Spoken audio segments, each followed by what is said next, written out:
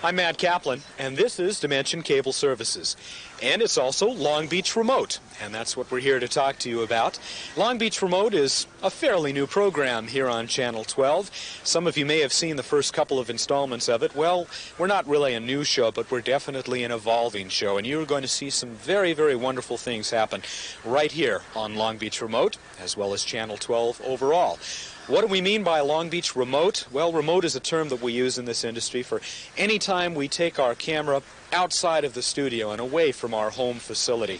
And that's exactly what we plan to do every week on Long Beach Remote. We'll be taking you to at least one location around our city alive each week, and we think we have a very special one for you tonight. Actually, we'll be making two visits. A little later this evening, you'll see the opening of the new Crocker Plaza in downtown Long Beach. But first, we thought we would show you what was happening at the main library auditorium just a few evenings ago. The Blanche Collins Forum takes place there. That's a forum of speakers sponsored by the Friends of the Library. And they had a very, very special speaker earlier this week, Ray Bradbury, the wonderful science fiction writer and man about our town, as well as all of Southern California, I might add. Our camera was there, where an overflow crowd showed up to hear the writer speak, and his was a message of tremendous optimism. And as you can see, there were some other very prominent people there as well. Thank you very much, Jazz. I'm very pleased to be here. While this was to honor Ray Bradbury, it was much more to enjoy his wit and wisdom. And, God, what a horrible old cliche. After all the energy you've put out this evening, spending about 45 minutes there signing autographs, and the incredible energy and optimism that you put out on the stage, you're still willing to sit here for a couple of minutes to talk to the cable people? Well, your adrenaline goes up by the end of an evening, and it won't be going down for another half hour. On the way home, I will suddenly collapse, huh? But, no, a wonderful audience like the one tonight, you borrow energy from them. They give a lot back to you. No chance you're going to go home tonight and dash off another poem or a short story? You never know. If something strikes you, it's all impulsive, and so within the instant, you go do it. And in the middle of today, I wrote a poem. I was reading something of Evelyn Waugh's yesterday, one of his novels, Arms and the Man, and I came across the merest quote where this man turned to his wife and said, "I claim." And it was an old joke with them when they were kids. If something wonderful happened, they'd say, "I claim," huh? If a miracle happened in the middle of the afternoon, a flower, the sunset, whatever, the breeze came up, and it was so perfect that it made their flesh crawl, they would turn to each other and say, "I claim." Well, there's an idea for a poem right there. And you borrow the "I claim," which is part of childhood, turn it into a poem for yourself. Your message tonight was of such unabashed optimism and positivism that really that's what you've been doing for some time now. For a lifetime, and I find it works. It doesn't guarantee anything, but it does guarantee activity.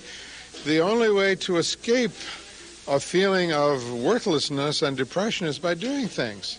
If you add yourself up at the end of a day, add yourself up at the end of a week, at the end of a month, the end of a year, you are the sum total of the things you did. Doesn't guarantee you success, but it does guarantee you a feeling of being worthy to yourself. Doesn't matter what anyone else thinks of you. You have to add you up. Huh? Well, and it doesn't matter what color you are or what religious group you belong to, as long as you're doing something. Huh? And you yourself love it. And then you add yourself up at the end of the year, and you may not have a dime more than when you started, but you have the work that you've done, huh? Whether it's writing or acting or painting or being a mechanic, being the best damn mechanic in the world. Then you add yourself up and say, hey, no one else is as good as I am at what I do. I love the makers of shoes that I've met over the years who say, I'm the best maker of shoes that God ever created. I say, yes, you are, huh? And isn't it nice that you know that? So to give yourself back to you, huh? I can't give you to you. Your society can't give you to you. You give yourself to you as a gift. I get the feeling, and I bet a lot of people do, that you're just nuts about your life. Yeah, it's been great. I've spoiled me. Huh? By being in love and following my loves, I've spoiled me for anything else. When I have bad weeks, when things go wrong, the answer is my work, finally. I go back, I take refuge in it.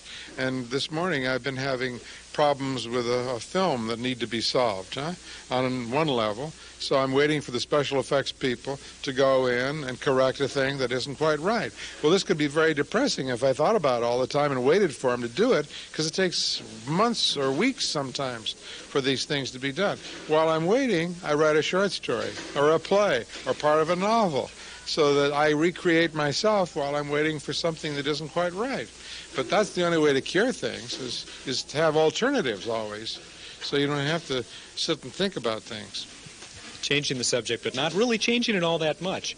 I wonder if you have any thoughts about the just completed fifth successful flight of the space shuttle. Well, more of that. The more of it we can have, and the more exciting projects. If we can get a astronomical unit out in space, I would love to see a traveling laboratory where we can experiment with seeing the stars more clearly.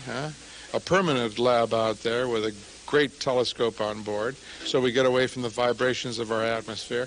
I think that would be terrifically exciting. There's a million things we can do with the shuttle, including building the solar labs to send solar power back to our world and give us some sort of clean energy. Just as happened with Apollo, we're starting to hear people now talk about the space shuttle, like, oh, it's getting mundane, it's getting rather commonplace, and people don't care as much anymore. I know you have thoughts and have made comments about that. That's like saying airplanes are getting mundane and no one cares. You can't expect. It's like any love affair. It has to calm down eventually. All marriages go through periods of fantastic passion and then a quieter sort of love that is constant over a period of years. And you don't expect it to run around hollering and screaming all the time. That's not what marriage is. That's not what friendship is. After a while, if we know each other, we take each other pretty much for granted, but then we stop on occasion and say, hey, that is a good friend. This is a good marriage. This is fine work. So the space shuttle, it's got to go through that period, and we shouldn't be surprised or cynical or skeptical about it. It's simply accept it as a step and go on to the next one. Another change in subject, because we don't have much time, and there's so much that, I wish we could do a Playboy interview with you and get it in print, where people really ought to be hearing what you have to say. It's good here. Yeah. You've been spending a lot of time, I know, working with the Disney people in Florida on Epcot, and it just opened recently. I wonder, did it come out the way you wanted? And it came back, and the important thing about John Hench, who's one of the heads of WED Enterprises that built Epcot, along with Marty Sklar and 4,000 other people. But the night I was there for the opening, I ran up to John Hench and gave him a hug. And he says, okay, Ray, we've got it built now, let's make it perfect. I said, yes, that's what I want to hear, So he's always looking to improve. He's not satisfied, because, of course, it's just opened. It's got to have bugs in it. There's some buildings not finished. My building, Spaceship Earth, the narration isn't perfect yet. I want to go out someday and sit down with him and go through the narration and say, hey, look, we can do better than that. Here's what we should do. And I know he'll listen, and I know we'll improve it. It's like working on a film. It takes 6 months after a film is finished before it gets to where you really want it to be. How important are projects like Epcot? I think the whole future of the world depends on them. I think that those of us who care about the future of the world have all been influenced by museums and world fairs when we were children. I'm a product not only of books and radio and motion pictures, but of the museums I visited when I was 6, when I was 12, when I was 19. The World's Fairs that influenced me. In 1933, I went to the Chicago Fair. 39, the New York World's Fair. 17 years ago, they put me in charge of the United States Pavilion at the New York World's Fair. I wrote the scenario for that. I'm proud to be part of that, because children come through and older people come through and begin to believe in the future again. And they say, that future looks so great. How do I build it? How do I grab onto it? How do I myself go and make that future? And that's what I did as a result of the World's Fair when I was 13. I said, damn it to hell, I'm not satisfied. The future isn't here yet. I'm going to make it happen. And by God, I have. And it's a damn good record. And I know I can influence other people then to change their lives and be positive, with no guarantees for a darn thing, No guarantees. But the guarantee of great fun and great love and a good life. when I was in Houston 17, 18 years ago, they had 60 astronauts there. This was the star of the Apollo program. The Life people were up in front announcing their plans for covering the whole thing. I was in the back of the room. The Life people said, Ray Bradbury is here. 60 astronauts turned, with that look. And my God, I was in tears that all these children, these are all my children. Some of them are only 12 years younger than myself, but they're still my children.